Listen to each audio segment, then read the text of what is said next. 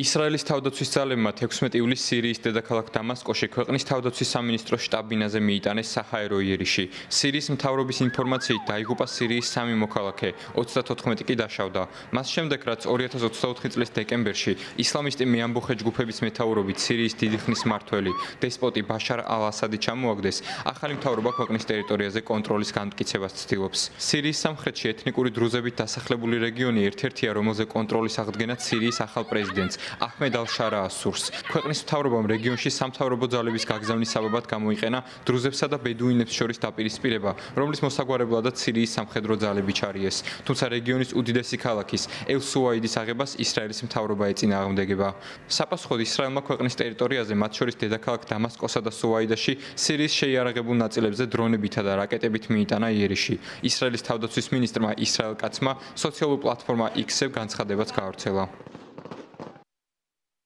დამასკოს გაფრთხილება დასრულდა. ახლა მტკივნეული დარტყმები დაიწყება. ისრაელის თავდაცვის ძალები გააგრძელებენ მოქმედებებს სუაიდაში, რათა გაანადგურონ ის ძალები, რომლებიც დრუზებს თავს დაესხნენ. ჩვენ ვაიძულებთ მათ, რომ სრულად გაიყვანონ ჯარი. ისრაელში ჩვენს დრუზ ძმებს მიუმართავ. შეგიძლიათ იმედი გქონდეთ ისრაელის თავდაცვის ძალების, რომლებიც დაიცავენ თქვენს ძმებს სირიაში. პრემიერ-მინისტრი ნეთანიაჰუ და მე, როგორც თავდაცვის მინისტრი, ვიღებთ ვალდებულებას და ამას შევასრულებთ.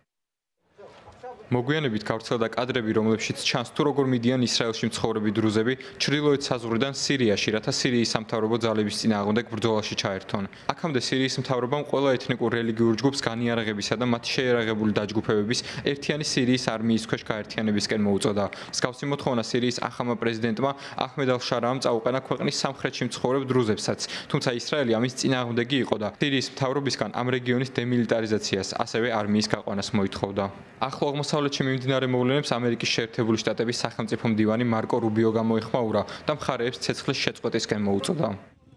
ყველაფერი ძალიან რთულადაა. ესაა ისტორიული და ხანგრძლივი მეტოქეობა სირიის სამხრეთ-დასავლეთით მცხოვრებ სხვადასხვა ჯგუფს შორის, კერძოდ ბედუინებსა და დრუზების თემს შორის, რამაც სამწუხარო გაუგებრობა გამოიწვია როგორც ამ თემებში, ისე ისრაელსა და სირიაშიც. ამრიგად ჩვენ მთელი დღის განმავლობაში ორივე მხარესთან თანამშრომლობდით და ვფიქრობ, რომ დეესკალაციისკენ მივდივართ. იმედია, მალე კვლავ სირიის მთავრობის ქვეყნის აშენების გზას დავუბრუნდებით, რითაც ახლო აღმოსავლეთში გაცილებით სტაბილურ მდგომარეობას მივაღწევთ. ასე რომ ვიმედოვნებ, მომდევნო საათებში რეალურ პროგრესს დავინახავთ და ამ ყველაფერს დავასრულებთ. ისრაელში მცხოვრებმა დრუზებმა ამერიკის შეერთებული შტატების საელჩოსთან დემონსტრაცია გამართეს და პრეზიდენტ დონალდ ტრამპს სირიის პრეზიდენტ აჰმედ ალ-შარაასთან დიპლომატიური ურთიერთობის შეწყვეტისკენ მოუწოდეს.